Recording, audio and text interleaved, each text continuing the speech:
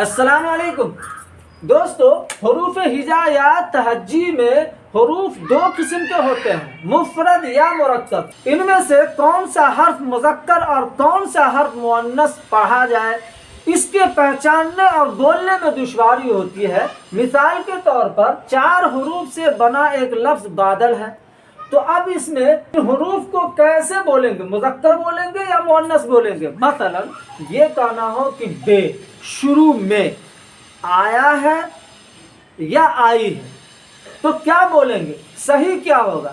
بے شروع میں آیا ہے صحیح ہوگا یا بے شروع میں آئی ہے صحیح ہوگا؟ اسی طریقے سے ان تمام حروف کو بولنے میں دشواری ہوتی ہے، تو اس کا آسان طریقہ یہ ہے کہ مفرد اور مرکب میں سے مفرد کو 3 حصے میں کر لیا جائے۔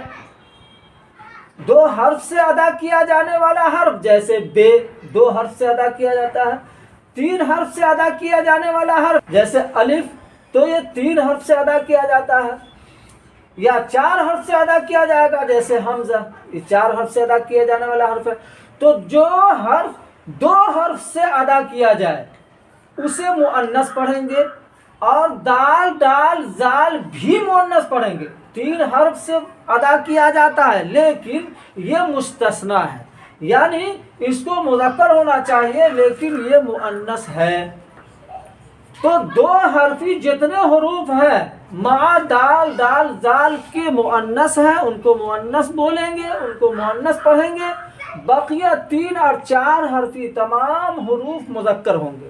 اب رہی بات کہ مرکب میں کس کو کیا بولیں گے، تو جو حرف جس حرف سے بنا ہوگا، یا تو 2 حرفی سے بنا ہوگا جیسے بے سے بھے بنا ہوا ہے، یا 3 حرفی سے بنا ہوگا جیسے جیم سے جھے بنا ہوا ہے۔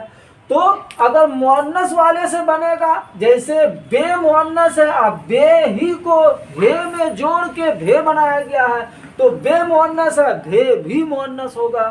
اور جیم چونکہ 3 حرفی ہے اور 3 حرفی مذکر ہوتا ہے تو جیم کو ہے میں لگا کے جھے بنایا گیا ہے، لہذا جس طرح جیم مذکر ہے اسی طریقے سے جھے بھی مذکر ہوگا۔ امید ہے کہ اس ویڈیو کے ذریعے سے کسی بھی حرف کو مذکر یا مؤنث سمجھنا آسان ہو گیا ہوگا۔